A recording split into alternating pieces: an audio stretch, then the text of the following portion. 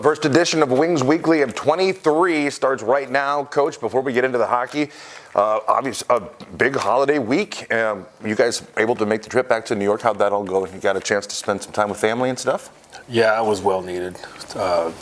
Kids got to meet their grandma for the first time and got to see my brothers. So it was interesting traveling with and 2-year-olds, but they did a really good job, and it was a fun trip.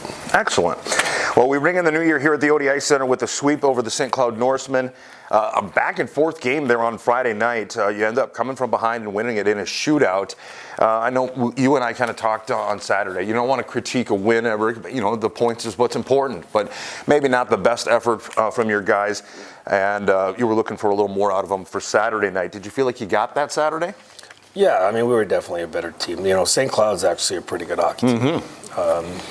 They got good speed. They have pretty good balance with their lineup, especially up front, and obviously their goaltending's good. So we had to stay persistent against them, and we obviously it took right down to the wire in both games to take points. But you got to take the positive out of it, and that's that we found a way to get the 2 points. Without a doubt. Saturday scoreless through much of that game, and it just felt kind of like two heavyweights, taking big shots at one another. You were able to outchance them both Friday and Saturday night. Does that start to get to be frustrating when you're not able to find the back of the net in a game like that? Well, it can be. Yeah. And I think that you can't let that bother you. You just got to stay consistent to your approach, and we've had a lot of those games so far that we just had to continue playing and find a way to win. And on Saturday we get a big goal by Anderson there from the point through traffic, and then obviously the play that Gravink made to Dubois on the game winner. I mean, we knew we had to make a couple plays to win a game, and we did. And obviously coming off the break, we were not as sharp as we want to be. I mean, I would say that was more mental than physical. I didn't really have a problem with our work rate, so to speak, but we just we weren't the same team that we were heading in the break. So maybe not quite as sharp, huh? Not as sharp, and I think that's going to go through repetition and from practice, and to get that game back. I love the confidence. I talked with Owen Dubois a little bit after the game there on Saturday night. I said, man, I thought we were going to overtime there. He looks at me and goes, no, sir. Like that was he was confident. They knew they were going to get that one. That was pretty cool. Crowd absolutely went nuts, and it was great to ring in, like I said, with the New Year's Eve that night. Big win for sure. Power play 1 of 10 on the weekend, and the kill 1 of 6. Does that 1 of 10 concern you at all?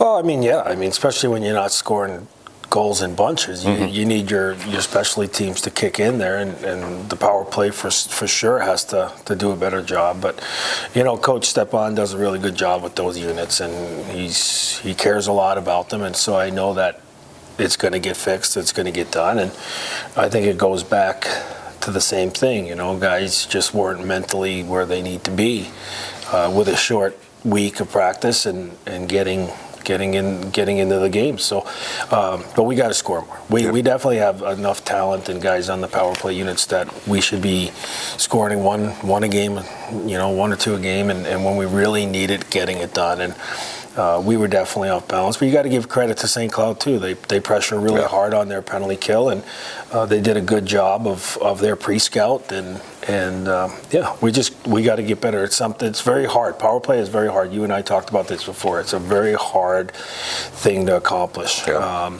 So you just have to stay on it, and we'll continue to get better. Well, and like you said, credit where credit is due. St. Cloud came in with, statistically, with a pretty strong power play unit, and you guys go 1 of 6 on the kill there. I know you and I have talked about the kill continuing to improve. So again, from the special team standpoint, things there's some room for improvement, obviously, but there's some bright spots there too. And I thought again, the kill overall looked pretty good over the course of the weekend. Goaltending again, both Friday and Saturday night. You've got a couple of guys there that are standing tall in the net. And week in and week out, it seems like when we have these Wings Weekly, we talk about their performance. Does leaning on them become a concern? I know maybe that's beating a dead horse because we're not talking about scoring goals and so on, but when you are asking your goaltenders to come up with shutouts or 1-goal games and stuff, that's kind of tough sometimes. Yeah, it is, but that's what they're built for. True. I mean, that's what they decided to get in the net at a young age for, is to be in that situation. They're part of the team just like anybody else, and their job's to stop pucks. Yeah. And they work hard all week in order to do that. Josh does a good job with them daily with their preparation. And, yeah, I mean, we certainly want to give them more offense, but we need those guys to be good to win playoff games, because once you get to the playoffs, a lot of things get tight. Yeah. And goals are hard to come by, so goaltending is huge in the playoffs. So we knew those guys, when we recruited them here, we knew they were going to be a big part of our team, especially with losing so many guys off last year's team, and they've done a great job. Well, it's interesting, you bring up the point that in playoff hockey, it does, goaltending does become a very big component, and in some senses, having these close games like we've talked about down the road, they will pay dividends. It's been said that teams are built on the road. They've got 2 road weekends coming up. Go back to Austin here. Is the timing of having some road weekends after a break like that, is it beneficial? Do you get a chance to kind of regather, I guess? I think so. I mean, you don't really care what you look like on the road. Mm-hmm. We're not there to impress anybody. We're there to take some points. And obviously you get a little more people critiquing you at home, but you know me. When we're on the road, I don't care how we play as long as we're finding ways to take points. And it's good for us, though. It's good to spend some time together and be in a structured environment where there is no distractions. And I think it's good, and we have to win on the road. So Austin it's great timing, because we're trying to catch them right now, and we're playing pretty good hockey as far as taking points, and I think it's going to be a great series. Go 1-1 with them the last trip down to Austin, and Austin kind of beat up on North Iowa yesterday, or on Sunday 5-0. So again, they're top of the division right now. Wings are 8-2 over the last 10 games. Austin sitting right now 45 points, 31 games played at the top of the Central. Then the Wings 37 points, 29 games played. Minot in third with 34 points and 31 games played. North Iowa then in fourth with 32 points and 30 games played. St. Cloud 27 and 28. While Bismarck at the bottom right now 25 and 29. But the Central Division always very close, and like you said, chasing the Bruins. What have you got to do? Like I said, you got an opportunity to see them just before the break. You know what they're capable of. As a group, what's the game plan look like? Well, I think we have to go in there with some confidence, because we've done a good job here as of late, and we've had some success against Austin. We know they're a good hockey team. Their specialty teams are really good. They can really score, and both their goaltenders have done a great job. But it's going to make us better by playing them. Yep. We want to play the top of the division, and each game you play is a 4-point swing. So. We need to take points against Austin if we're going to catch them, and these guys in this locker room believe we're going to catch them at some point. All right. Well, Coach, Happy New Year to you, and congratulations on a nice sweep over St. Cloud here at the OD Ice Center, and good luck against Austin coming up this weekend. Thanks, Jay. All right, folks, and we'll continue with the second portion of Wings Weekly coming up after this. We raise the bar on bar food with sandwiches, tenders, and burgers. There's more where this came from. To the greatest of all time. The second portion of Wings Weekly continues on, and as usual, a player is joining me, one that was mentioned in the previous portion there with Coach Langer. It is Logan Gravink of Andover, Minnesota. And again, awesome opportunity to get you on here, because that assist to Doobie with 23 seconds left to win that game Saturday night was huge. That had to be a highlight of the year so far for you. I know you've got a couple goals and so on, but to win with 23 seconds on New Year's Eve and to be able to get that feed over to him, probably pretty special, huh? Yeah, and I mean, a lot of credit to Doobie on that play too. I mean, he's the one that was able to chip the puck in and then just found himself in a good spot where he had room, and then a heck of a shot to get that one in too. Yeah, that was awesome. It was mentioned earlier, crowd went nuts. It was pretty exciting. You just spent some time in the AJ. I would like to talk to guys about their journey and how you got to be an Aberdeen Wing.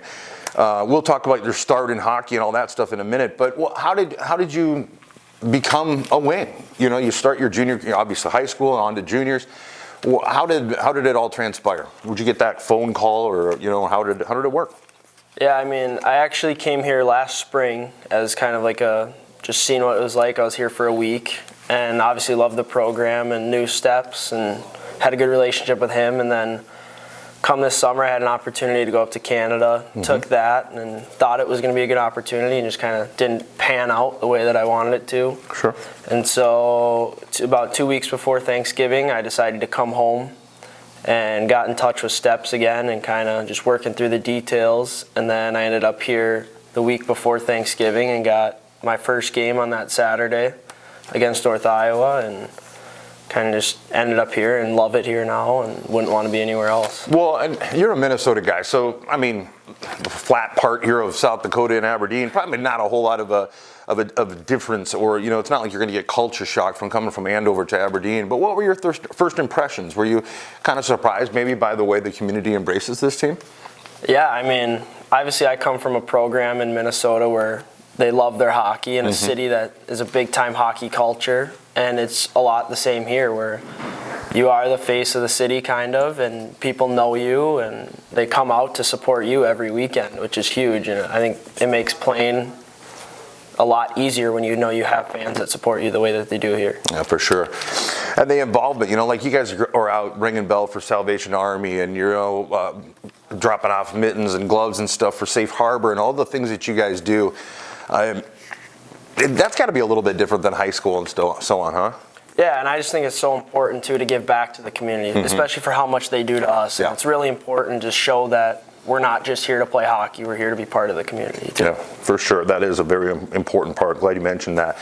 All right, hockey start. Now, again, Minnesota, the state of hockey, not much of a surprise. Pretty much everybody plays the game. How did you get started? I mean, I wouldn't be shocked at all to know that, that if you had family members or friends, all of that, because, again, it is fairly common in a place like Minnesota. But tell us a little bit about when you first got started and who some of your influences were. I mean, I think definitely my biggest influence, a lot of people say the same thing, would be my parents. My dad played hockey a little bit growing up and kind of just got me into learning to skate programs. I actually built a rink in our backyard to get me skating out. Especially in Minnesota, that's how a lot of people get their start. Yeah. It's outdoors. And just playing on that small rink with my dad and with my little brother, and kind of you got to fall in love with the game early. I always laugh at how many people that aren't from this area or aren't from Minnesota are like, you have a rink in your backyard? Yeah. I'm like, that's pretty common, actually. Well, good stuff there. And again, it does, so many times we talk about the family aspect of this team, of this group, but certainly it does in hockey. It starts at a young age with the family, with your parents, with moms getting up early and getting you to practice and all of those kinds of things. So a huge shout out to them. I wanted to ask you a little bit, and I was talking with Coach a little bit about how coming back from break. Going into break is one thing. Guys are excited to go home. Some of them, traveling to Florida or wherever, and then coming back and getting refocused, and regrouped for that second portion of the year. I talked with Coach about it a little, maybe not quite as sharp as he'd have liked on Friday or Saturday. What do you guys as a team, you come back from? Is it hard to come back? I actually got asked this last weekend. I don't think so. I think they come back pretty, excited. Is that true, or is it kind of difficult? Going into break, a lot of guys are excited to go home, excited to step away from the rink. But, you get towards the end of break and it's time to go back and you're ready to go back. Yeah. Especially over break, you miss that piece where you're skating every day, you're with the guys every day.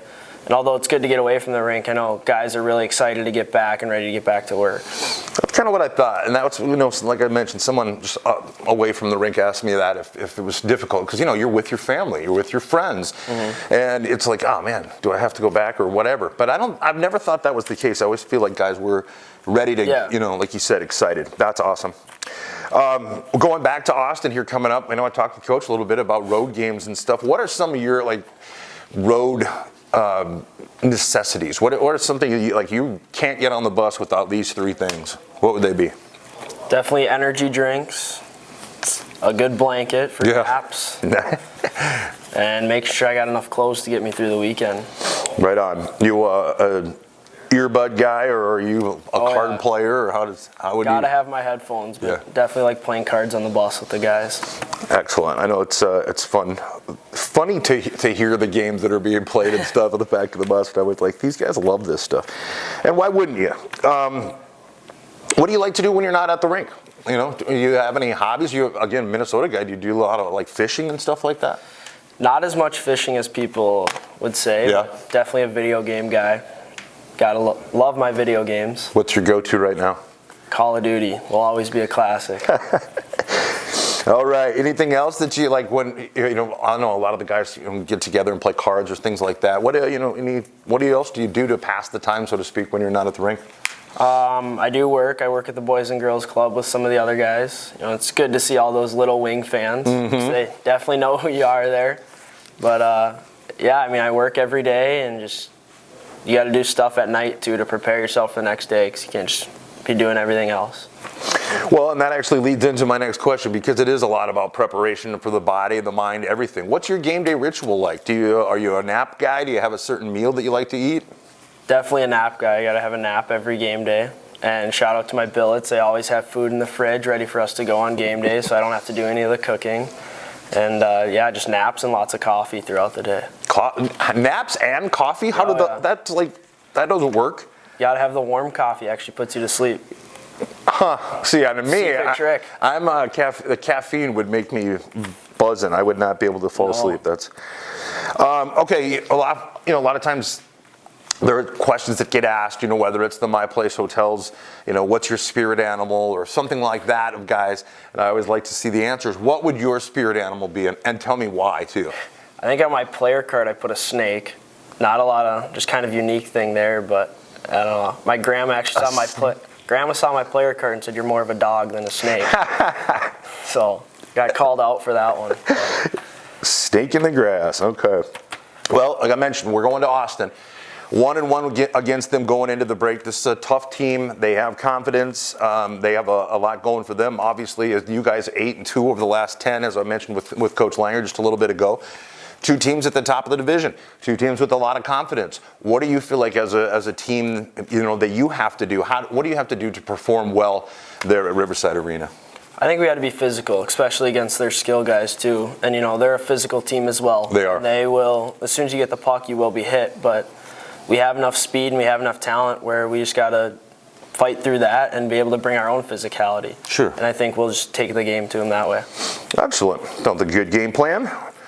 Well, I tell you what, Logan, I appreciate you coming on the show and letting fans get a chance to see you without the helmet on, and get a chance to know you a little bit. And again, congratulations on a huge assist there in that game winner on Saturday night. Thank you.